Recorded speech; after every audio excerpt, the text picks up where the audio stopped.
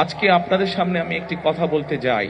আমি জানি না এটা নির্বাচন আচরণ বিধিতে পড়বে কিনা, কেউ ষড়যন্ত্র করে করবে কিনা, কিন্তু আমি যা করতে চাই, আমি আল্লাহর রহমত নিয়ে সবকিছু করতে চাই। আপনাদের যদি দোয়া থাকে, আপনাদের যদি প্রত্যেকের দোয়া থাকে, আল্লাহ যদি রহম করেন, তাহলে আল্লাহর রহমতে আমি কয়েকটি কাজ এখানে করতে চাই, আল্লাহ যদি আমাকে সেই সুযোগ দেন। বলবো কি করতে চাই? প্রিয় কড়াইলবাসী, আমি যা শুনেছি এখানে, এই যে বললাম একটু আগে, এক বোন এবং এক মুরব্বী কিছু কথা বললেন।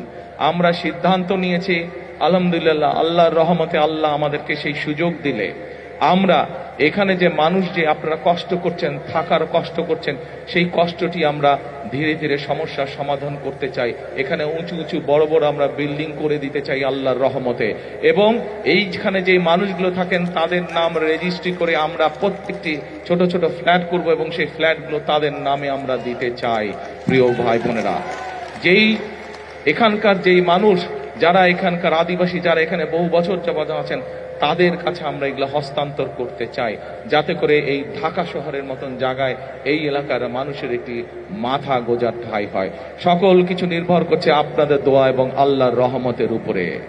আপনারা কি দোয়া করবেন আল্লাহকে আমাদেরকে সেই রহমত দেবে? ইনশাআল্লাহ। আমরা জানি এখানে আপনাদের যে সন্তানরা আছে, তাদের এখানে লেখাপড়ার সমস্যা আছে।